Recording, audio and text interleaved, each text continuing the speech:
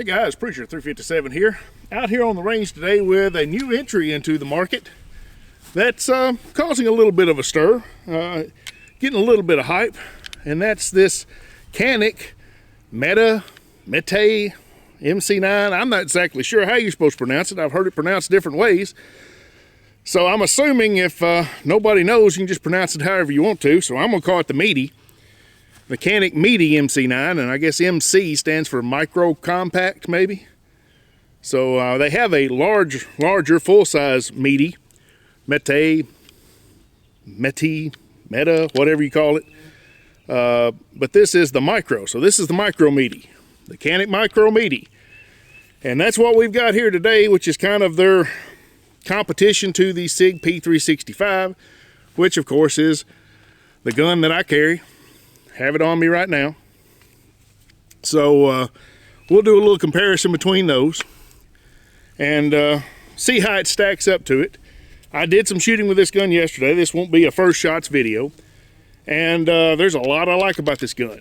This gun shoots really well in my experience so far. Now, I may not hit anything with it today, and if I don't hit anything with it today, that's just me.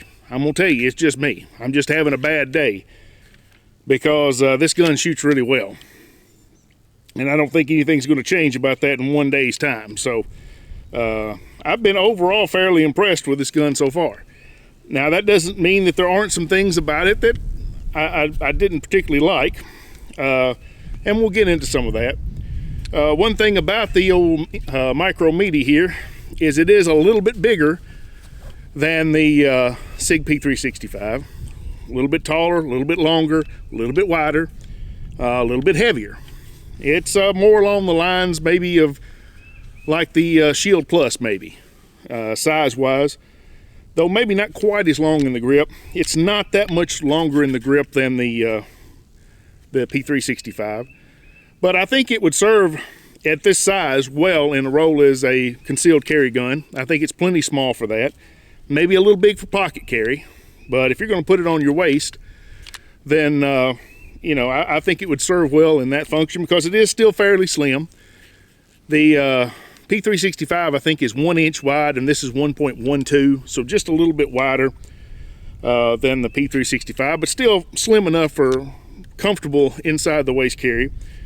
And this gun came in a little over $400, I believe, is what it cost. And I was a little bit surprised at that. I thought maybe that was a little high until I realized what all it comes with. And, you know, it's got a holster, and it's got tools with it, and it's got, you know, a mag loader that I don't care for. It's that Glock style mag loader that I made a comment in one video that they were trash, and it hurt somebody's feelings that I said that, but I just don't like them. I don't like them at all. I think you can load easier with your fingers than you can with those things, but if you like them, you like them. I just don't care for them, so I'm just going to be using my Lula, my mag Lula. But, you know, otherwise this gun, you know, I think is a really good deal at that price, considering what all you get for it. The only thing you don't get on this gun that you get with like a Sig P365 is a night sight. These are just standard sights, so you would have to change that out if you wanted to have a night sight on this gun. So that would be a little extra cost, but even with that, it's still going to be cheaper after you buy sights for this than what the P365s are running anyway. So, you know, I think these are good deals, and I think they're priced fairly well for the market. Even though I wish they would even offer maybe one that's a little bit more stripped down with not all that stuff that might be a little cheaper. I think that might not be a bad idea either. For some people that didn't necessarily want all the extras, I don't know. Just brainstorming here. But I think once you realize what all you're getting with this package, it's a good price. So, what do I think about the Canik Mete, or the micro Mete here specifically? Well, there's some things I noticed. Number one, it still reminds me somewhat of a Walther. You know, the original Canik TP9s were basically, I'm not going to say they're exact clones of the Walther P99, but they were based off of it. And you still see some of that styling in this, that it kind of reminds me of a Walther. It's a little high in the slide compared to some other offerings, but not too bad. You know, it's not going to have significantly more muzzle flip than the P365. Not that I noticed. They seemed very similar in recoil. Some other things I noticed, it's got this great big gigantic mag release, which is really easy to hit. I like that. I really like that a lot. It's got your plate for the optics, where you can mount the optics. It's already ready for that. So if you want those, it's got a loaded chamber indicator on top here that pops up, that you can see and that you can feel as well. It's got the indicator on the back that shows you that the striker is cocked. Now this is not loaded. I'm not pointing at anybody anyway. And there it goes away when you pull the trigger. So it's got a lot of features on it for the price. You know, it's got a lot of features. It's ambidextrous as far as the slide release. You can change out the mag release to the other side if you want to. So if you're a lefty, this would be a good gun for you. So it's got a lot of things going for it for the price that you pay for this gun. It's got extra back straps. This is the smallest. It's got two larger ones, a medium and then a large. But I didn't notice a whole lot of difference in the way it felt when I changed them out. I tried them all, and the thing is, they're down here at the bottom, and so it makes this bottom section wider, longer, and fills your palm a little bit more. But your length of pull from up here doesn't change at all. Your reach to the trigger doesn't change. So it doesn't really feel a lot different to me. It actually just kind of made it, I didn't really like it as much with the wider bottom grip panels on there, because it just pushed into your hand even more. I get plenty of grip with this. This is actually a fairly wide grip, especially compared to the P365. So, you know, if you can try them out yourself, if you like the bigger ones, then you can obviously put them on there. It's pretty easy. The tool that comes with it, you just push out the pin that holds them in place and replace them. Very simple. You know, it's got the little gun that comes with it that is actually a tool to remove your screws. It's got a set screw in here for the rear sight, which I did have to adjust. I had to move it over to the right a little bit because it was shooting off. And even with that set screw undone, it was still a tight fit in that dovetail. It took a little bit of force to move that thing. So, you know, it seems to be fit pretty well. Seems to be made pretty well. The only thing that I found really that I don't like about this gun is the magazines on this thing do not drop free. Let me show you that real quick. And I'll have to load it up actually. So let me load up a magazine, because they will drop free when they're not loaded. I mean, they don't fly out, but they do drop free when they're not loaded. However, when they're fully loaded, that is when we have some issues here. And we'll get this rascal loaded up here. And first thing you'll notice, open the slide to make it as easy as possible. That's another thing. If you've got hand strength problems, this rascal here has got a tight recoil spring on it. I mean, it's got some power to it. If you've got, you know, issues with racking slides, this is not the gun for you. You know, you want to look at one of those lighter slides, the EZ models, the Equalizer, something like that. This one takes a little bit of effort to open up. But we stick it in there, and you see it catches right there. You have to force it up past that. Now, I'm not saying you have to use a ton of force. I'm not saying you have to be Superman to get it in there. But it doesn't just fly in either. There's resistance once it gets to this point. Now, I don't know if that's every one of these models or it's just the one I've got, but I'm pushing the mag release in as far as it'll go. And you see it's just barely coming out. You have to pull it out with this once it's loaded. I don't like that. And when I look at the grip, it looks like it's bowed in a little bit. I don't know if you can see it on the camera or not, but just slightly in the middle. So I wonder if I heat it up and maybe push it out a little bit, I can get that resolved, because that's possible. The other thing that I also notice about this is how thin the polymer on the grip is. I mean, it flexes and moves, and you can push it in with your hands. You can't do that with my P365. Of course, I've got the Wilson Combat grip on there. But a lot of polymer frames, you know, are a little stiffer than this, which means they're not using a lot of polymer here. And that may have to do with how they're getting this gun to be as slim as it is. And the reason I say that is because with the P365, what you had is they designed a magazine to be higher capacity. Some people call them staggered stacks or stack and a halves or whatever they did to come up with this magazine. Then they built the gun around the magazine. And so most of these offerings that have come out have got a magazine that is unique to that firearm. They don't work with anything else. The Canik Micro Mete here does not use a special magazine. When I got this out the first time and I looked at it, I said, you know, I recognize that magazine. It looks awfully familiar. I said, I believe that is a Beretta 92 magazine.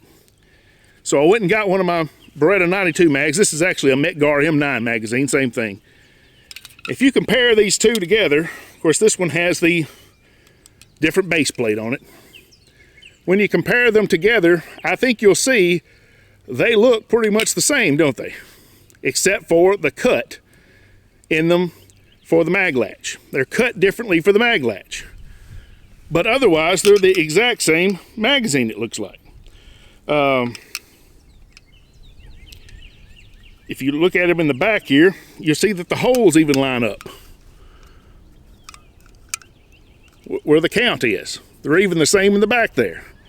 So they're very, very similar there. Now it's a little shorter than the 15-round Beretta magazine. So they have made some alterations, but all in all, that's basically what it is. It's just a Beretta 92 magazine that they have used in order to make this gun. And it's the same one, the larger magazine, the larger Canik Mete takes as well. And so the large Canik those magazines can be used in the micro as well. So that is something interesting. And maybe one of the ways they made it so slim is by making the polymer a little less thick. I don't know if that's part of it, but whatever the reason is, the magazines will not drop free in this one. And I don't know if anybody else has that same issue or not, but it's definitely an issue with this one that may be the reason I don't choose to carry this gun. I don't think magazine changes are going to be something that's very common to do when you're concealed carrying, but just the same, you know, I'd like to have one that drops free. That's my really only complaint that I've come across so far. So I have done a lot of talking now. So why don't we do a little bit of shooting and just see if I can hit anything with this. Let's just look at the trigger here as well. One thing about the trigger, there's a lot of take up. There's a lot of slop at the front. I don't necessarily like that. If there's another thing that I don't like about the gun, that's it. It's how much take up there is at the front end of the trigger. And it breaks almost to the back. You know, it's not the end of the world, but it's a really light break. I'm not gonna say it's the most crisp break either, but it's really light. This trigger is, I think they measured it 4.5, but it don't even feel like that to me. But the reset's nice and short. So once you get that first trigger pull out of the way and you take up all that slop, it's not a problem. The resets are great. It's just that first shot where you got to get all the way back to the wall that just kind of bugs me. I mean, it's just a personal thing. Obviously, the more you shoot it, the more you get used to that. You eventually won't even recognize it. You won't even notice it, and it won't bother you anymore, I'm sure. But just one of those things. I just notice how long it is when I go to pull the trigger the first time. But let's load this magazine up. We've got one loaded. I'm gonna load the other one as well before we get started, and we'll see if I can hit anything with it. I was doing fairly well with it yesterday, especially after I adjusted the sights. I did okay out at the longer distances, but it's still only, I think, a 3.1 inch barrel, which means you don't get maximum velocity out of a 9mm, and so you get a lot of drop when you get out to like 100 yards. So elevation is what you struggle with when you get out at distance, trying to figure out. One other thing I will mention, and obviously the gun was brand new, had just been brought out here, just started shooting it. I did have 2 malfunctions. They were failures to go all the way back into battery, and when I ejected those rounds, there was some gouges in the front of the bullet, some deformation there, And I'm not really sure what caused it. I don't know if the bullet nosedived, but I'm not exactly sure what it hit. But it looked like there was some scuffing on the feed ramp. And, you know, I polished that up a little bit, and it went away. So it hasn't done it again since. So I'm hoping that that is taken care of and that won't be an issue today, but we'll see. We'll see if it does it again. Now, when it did those times, I was able to just tap the back and it went into battery, and then I ejected the round to see what it looked like. So it was not a catastrophic malfunction. It was something that was easily fixed. But I just thought I would mention it. Not something most people talk about with the Caniks. They generally are known to be very reliable right out of the box. So I've just got the 12 round magazine. That's something else I didn't mention. This is 12 rounds and not 10 like the Sig P365. So even though it's a little bit longer, a little bit bigger, you do get more capacity. And it comes with an extended base plate you can put on the 12 round magazine here as well. But I never use those on carry guns because I want them as small as possible to print as little as possible when I carry them. So I didn't put it on there. Well, let's just start over here on the red plates and see what we can do. Apparently not too well. There we go.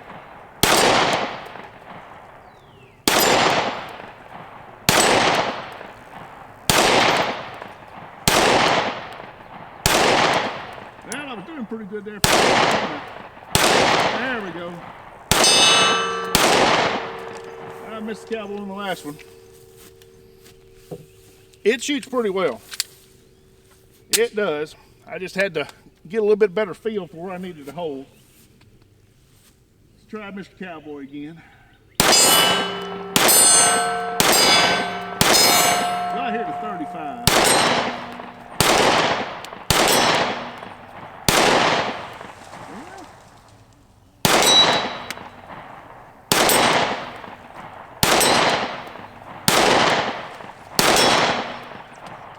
Well, not too bad. Not too bad at all. Back over here. Yeah, of course I missed on the last round. We'll load her up again. That trigger is really nice. It is really nice.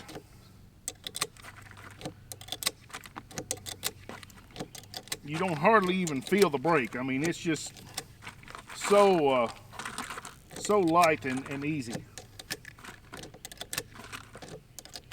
Which that's what the Canik brand is known for having really nice triggers on their guns. And I must say, it's one of the better striker fired triggers. I'm not a big lover of striker fired triggers. Never have been. I'm a revolver guy, and there's just something about the crispness of a revolver trigger that, you know, these plastic wonders just can't equal. Now that doesn't mean they're not more practical, that they don't have their place, obviously. But I just don't enjoy them as much. I don't think the triggers on these are as good as on a nice revolver. Once again. Oh, there, it came out that time. Look at there. Oh, look at there. Maybe I'm wearing it in a little bit. Nah. Still not good enough, though. All right, I'm going to go out of here to 100 yards and 80 yards. See if I can do anything out here with it. Let me test it out here. All right, 100 yards. Let's see what we can do here. If I can get the elevation right. Oh, I heard it. Heard it again. Heard it again. No. Yeah.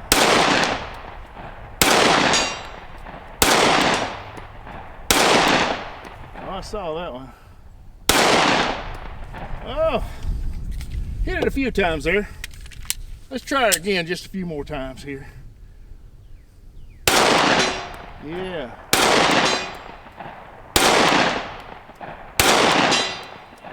Not too bad. 3.1 inch barrel, micro compact, micro meaty, hitting it 100 yards. That's a big plate, but still, it's not too bad. Let's try this one at 80. This is a lot more challenging.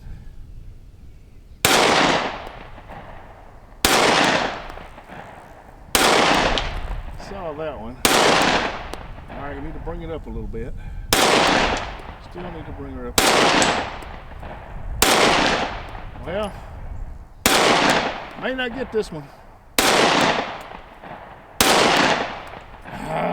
Moving her around, but can't seem to nail it down. There we go. The last shot. Last round in the mag. And once, let me show you as well. Once it's empty, it drops free. So, that still annoys me.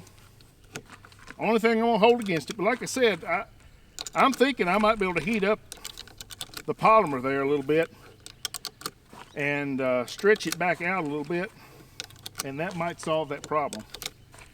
Of course, the other option is to get some sandpaper and maybe do a little sanding on the inside, maybe. I don't know.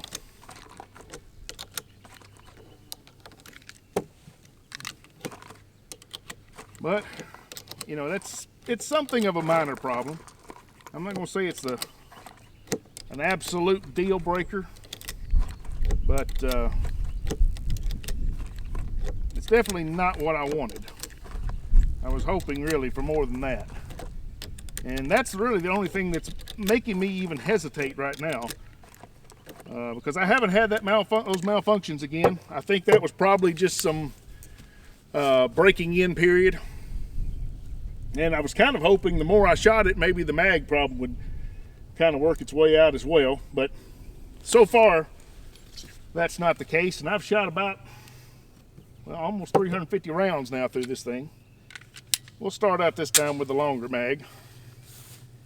Honestly, I think I would take this base plate here off and just put a standard on there if I was going to carry this.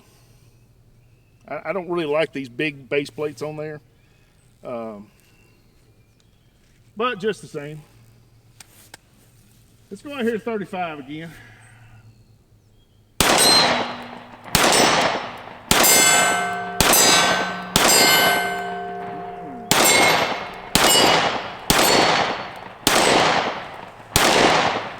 That one pretty bad. There we go. Come on now.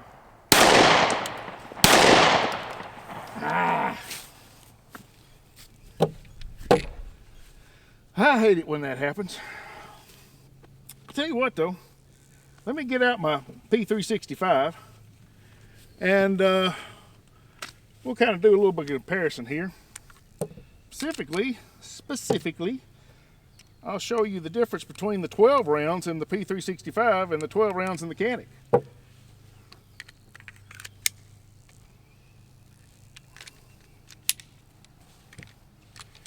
Because this is the same capacity in both guns. And you can see when you do that, there's not a lot of difference between these two guns. They're pretty much the same size. Actually, the P365, the way it slopes, hangs down just a little bit further than the Canik when you put the same rounds through them. So, you know, it's comparable in that way. The P365 is a little bit lighter gun. It's about 3 ounces difference. And you can tell, I mean, the MC Meaty here, it feels a little more meaty. I mean, that's a good name for it, because it feels a little more meaty than the P365. But, you know, that's not necessarily a bad thing. Recoil-wise, I can't tell a lot of difference between them. They seem to be very similar. Let's just shoot this last mag, and then I'll let you guys go. I got to hit these little plates again. Got to try to hit the little plates again. Well, the one I've wrapped around, so I don't guess I'm going to hit that one. All right, where am I going? There we go. Woo! Did you see that? That trigger is light. It's almost too light, because it went off before I even was ready that time. They say 4.5 pounds. I don't know.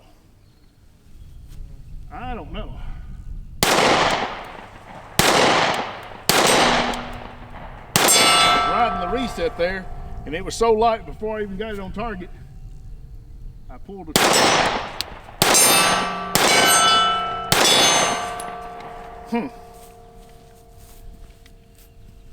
First time I've done that though. I didn't do that at all yesterday. So I'm gonna assume it was just me being a little too heavy on the trigger, but you know, the fact that you can be a little too heavy on the trigger shows you just how light that trigger is. Because I was not meaning to pull it at all. And I just had a little bit too much weight against it when I hit the reset. But you gotta train with it. You're gonna carry a gun, you gotta train with it and get used to it. Get used to that light trigger. But you know, I don't even do that with 1911s. So, you know. Anyway, other than the mag problem, I really like this gun. And so that may be something I have to work on here to see if I can to get that resolved, so that maybe I can put this in my carry rotation. Because otherwise, this is a nice shooting gun. I mean, a nice shooting gun. And I gotta say, I like it. I like it a lot. And especially for the price. I mean, this gun shoots as well as any of the micro compacts I've shot. Honestly, this is probably the only one that I will say I think shoots better than the Sig. The trigger's better than the Sig. Everything about it, you know, feels better than the Sig shooting. And there weren't any of the others that I liked well enough to replace the Sig with. You know, the Springfield was okay. I really liked that Taurus GX4. But I just never liked it quite enough to decide I wanted to replace the Sig with it. This one here, I'm gonna tell you, if I get the mag drop problem solved, this one very well may replace my Sig, because I like it. I really do. This really does shoot well. So I think they've done an excellent job with this gun. Despite the fact it's not American made, obviously it's made in Turkey. A lot of people have problems with that, and I understand. You know, we don't necessarily agree with all the politics of our country, much less other countries. So, you know, if you have an issue with that, there are other options. But, you know, if you can get past the fact it's made in a foreign country, it's made in Turkey, then I think this is a really good option. You get a lot with it for the price, and seems to be well made. Seems to function well. Seems to be reliable now that it's broken in. So there you go, guys. The Canik Mete, the Mete MC9, however you say it. Good value for the money. Anyway, guys, appreciate you coming out. Make sure you check out the link in the description. There's a link there for the GOA, the Gun Owners of America, where you can get a discounted membership and get in the fight. There's also a link there for the TFA, the Tennessee Firearms Association. We're having to fight a lot of battles here in Tennessee now, especially with some of the things that have happened recently. That mass shooting in Nashville is causing an outpouring of requests for more gun control. You know, something bad happens and people want you to want to take away all the freedoms because they think it'll make them safer if they don't have any freedom. But that's just foolishness. But anyway, guys, the TFA there, if you live in the great state of Tennessee like I do, join up and help us out as we're trying to fight against all this gun control people are calling for. Guys, appreciate you coming out. God bless you. Y'all take care of yourselves. We'll see you next time.